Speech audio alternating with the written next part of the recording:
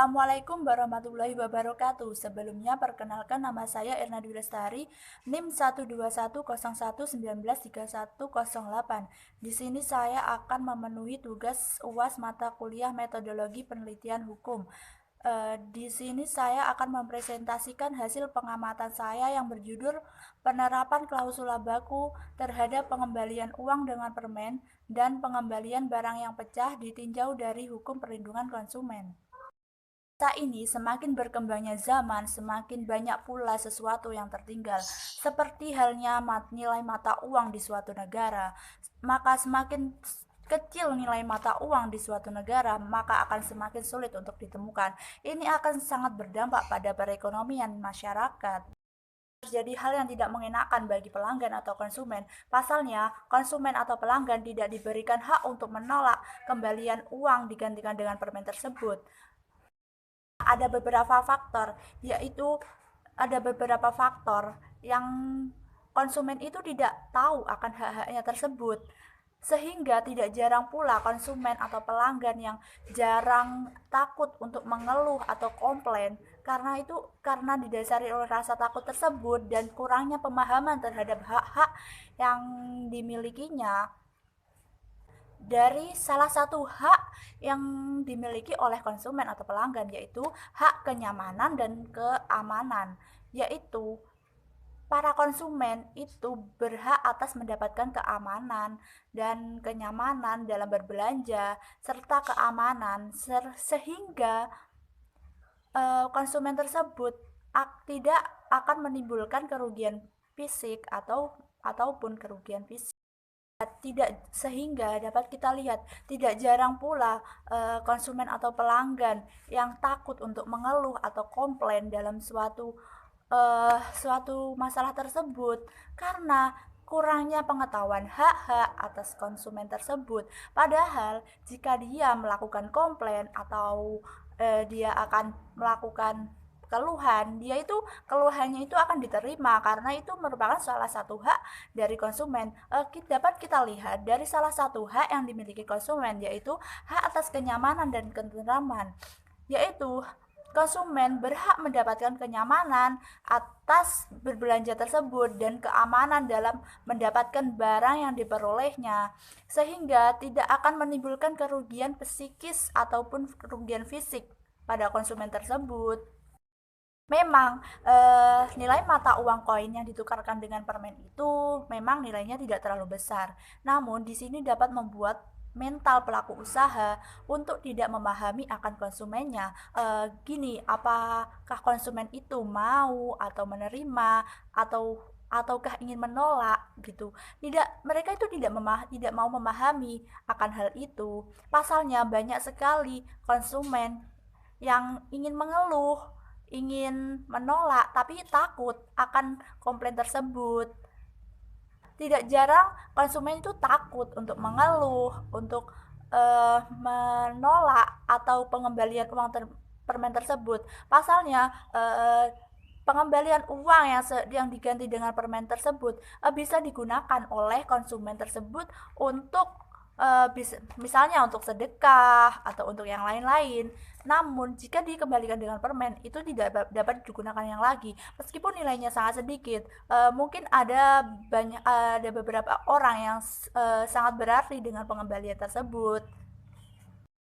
Kondisi saat ini, upaya pemberdayaan konsumen itu sangat penting sekali untuk diperlukan, yaitu dengan dibentuknya Undang-Undang Perlindungan Konsumen Nomor 8 Tahun 1999 itu sangat membantu sekali untuk konsumen. Dari penjelasan tersebut di atas dapat saya simpulkan bahwa bagaimana bisa pengembalian uang dengan permen dapat diberlakukan, bagaimana bisa seperti itu. Contohnya gini misalnya, kita mempunyai uang Rp5.000. Nah, kita membeli barang sebesar 4.800 misalnya. Kita kan mendapatkan nilai kembalian Rp200. Nah, itu para pelaku usaha melakukan kembaliannya dengan permen. Namun terkadang mungkin tidak terlalu besar ya, namun terkadang itu pengembalian uang dengan permen tersebut tidak sesuai dengan nilai mata uang yang kita kita yang diberikan kepada kita, nilai mata uang yang seharusnya kita dapatkan itu dengan dikembalikan dengan permen itu tidak sesuai, memberikan permen itu seadanya, permen segini segini segini.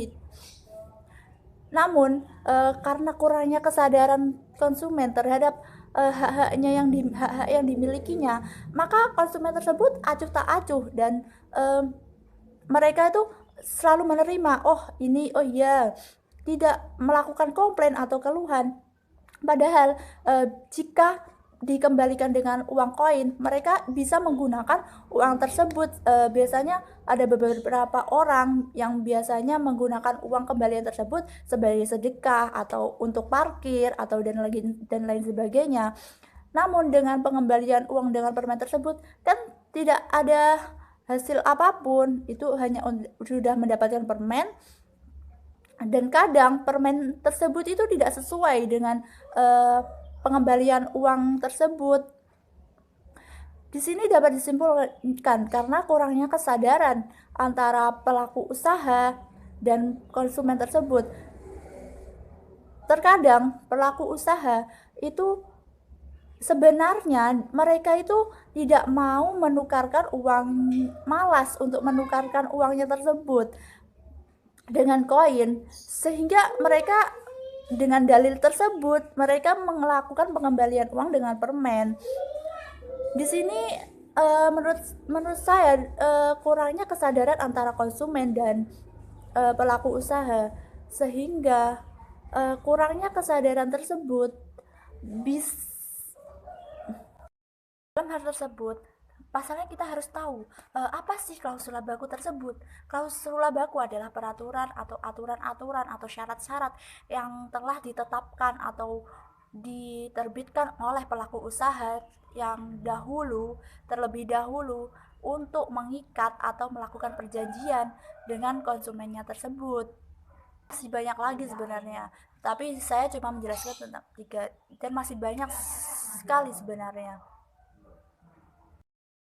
Pasal 4 nomor 8 tahun 1999 tentang Undang-Undang Perlindungan Konsumen, maka konsumen itu mempunyai hak-hak, yaitu hak atas kenyamanan dan keamanan, hak mendapatkan keluhan, hak dapat ditengarkan, hak dapat mendapatkan informasi yang jelas dan benar, hak untuk atas kenyamanan dan keamanan.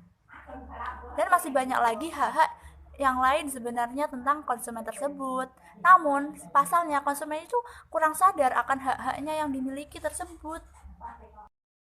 Di sini masih ada antara ketidakpahaman antara pelaku usaha dan konsumen, di mana konsumen melakukan tindakan yang semena-mena atau tindakan yang sebegitu merugikan terhadap konsumen, dan konsumennya sendiri acuh tak acuh dan tidak mau mengeluh atau menolak karena takut akan hal tersebut, karena mereka itu kurang paham tentang hak-haknya tersebut. Metode penelitian yang saya gunakan saat ini adalah metode empiris, yaitu dengan terjun langsung ke lapangan untuk mencari tahu bagaimana keadaan di lapangan itu tersendiri. Dan jenis penelitian yang saya lakukan adalah jenis penelitian kualitatif, yaitu kita melakukan penelitian langsung ke lapangan dengan menanyai langsung ke pihak subjek yang akan kita amati tersebut. Penelitian yang saya ambil adalah di Alfamart Jalan Jayangkusumo nomor 104, Desa Dusun Donorejo, Desa Tapan, Kecamatan Kedungwaru, Kabupaten Tulungagung. Sumber data yang saya gunakan adalah sumber data primer. Sumber data primer adalah sumber data yang dari tangan pertama, yaitu saya menanyai langsung kepada pihak subjek yang saya amati tersebut dengan mewawancarai langsung pihak tersebut. Yang kedua adalah dengan dengan sumber data sekunder. Sumber data sekunder adalah sumber data yang dari pihak lain, bukan dari pihak yang ingin kita wawancarai tersebut. Dapat kita lihat dari mungkin dari pihak lain atau orang lain, atau dari sumber-sumber data, atau dari sumber-sumber dokumen, atau dari buku.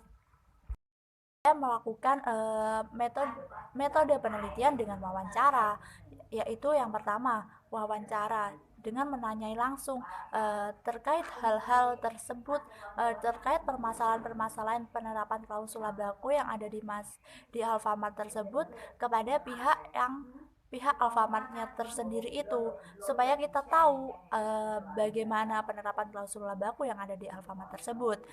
Yang kedua adalah dengan metode